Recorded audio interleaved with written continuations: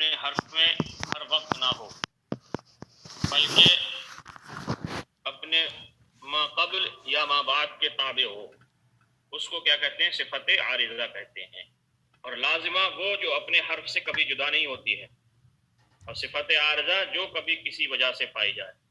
تو اب صفات عارضہ میں کسی نہ کسی روایت کی پابندی ضروری ہے۔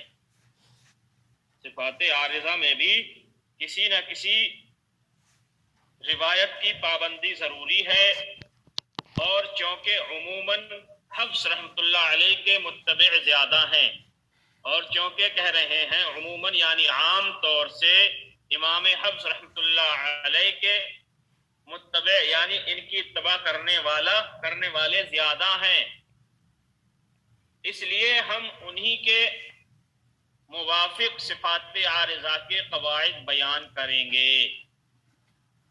بس اگر کسی نے صفات عارضہ نہ ادا کیا تو لحن کے علاوہ دوسری غلطی یہ ہوگی کہ روایت کے خلاف ہوگا، یعنی کسی نے صفات عارضہ نہ ادا کی تو ایک غلطی تو یہ ہوگی کہ وہ لحن کہلائے گا، ہے نا؟ اگر صفات عارضہ ادا نہ کی تو ایک غلطی لحن ہے، اور دوسری غلطی یہ ہوگی کہ روایت کے خلاف ہوگا، یعنی روایت کے خلاف کیا اس نے، اس کے موافق نہیں کیا، یعنی جس طرح روایت ہم تک پہنچی اس کے خلاف کیا ہم نے۔ چونکہ صفات عارضہ میں چند باتیں بکثرت آتی ہیں، اس وجہ سے ان کو ذیل میں بیان کرتا ہوں تاکہ ان کو اچھی طرح سے سمجھ لو۔ حرکت زبر زیر پیش کو کہتے ہیں، اور جس حرف پر حرکت ہو اس حرکت کو متحرک کہتے ہیں۔ زبر زیر پیش کو کیا کہتے ہیں؟ حرکت کہتے ہیں، اور جس حرف پر حرکت ہو اس کو متحرک کہتے ہیں۔ تو اس میں یہ کہہ رہے ہیں کہ صفت عارضہ، اس کا مطلب یہ ہے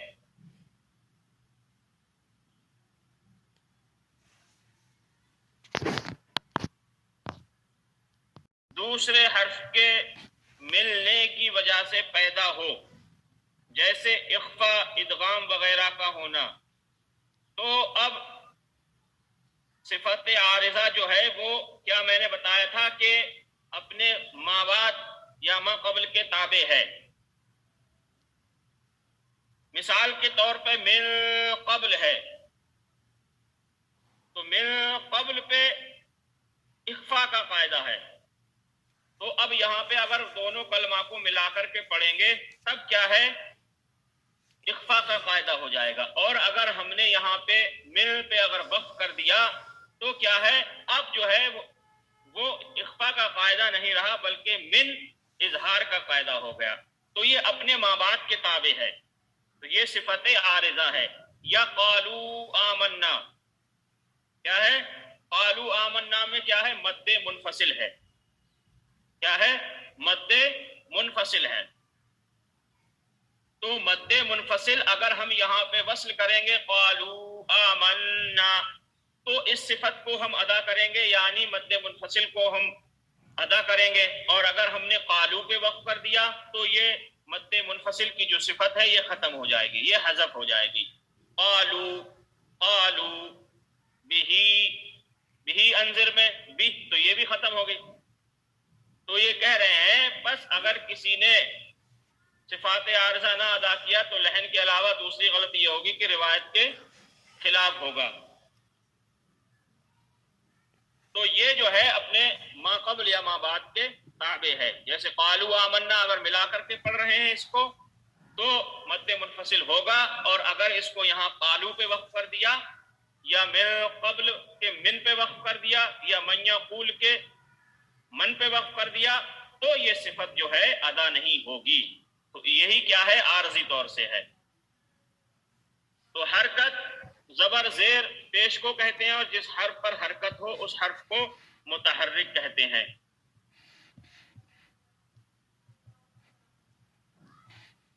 ضمہ پیش کو کہتے ہیں، اور جس حرف پر ضمہ ہو اس حرف کو مضموم کہتے ہیں. فتح زبر کو کہتے ہیں اور جس حرف پر فتح ہو اس حرف کو مفتوح کہتے ہیں.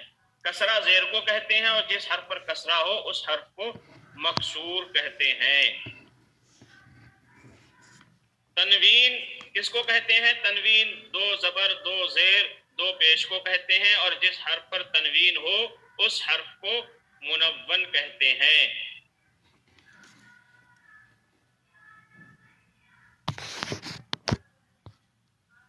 چونکہ نون کی آواز آتی ہے، نون پیدا ہوتا ہے، تو کہہ رہے ہیں چونکہ یہ ادان نون ساکن ہے اس وجہ سے بحالت وصل یہ نون ساکن ہے. تشدید حرف کو ساکن پڑھ کر اس کو فوراً متحرک کرنا، جیسے عنا وغیرہ، تو یہ کیا ہے؟ تشدید ہے. عنا عنا. ساکن جس حرف پر سکون یعنی جزم ہو جیسے عن وغیرہ اس کو کیا کہتے ہیں؟ ساکن کہتے ہیں. تنبیہ صفات عارضہ کے متعلق 3 قسم کے بیانات ہوں گے اور ہر ایک کا حکم علیحدہ علیحدہ بیان ہوگا.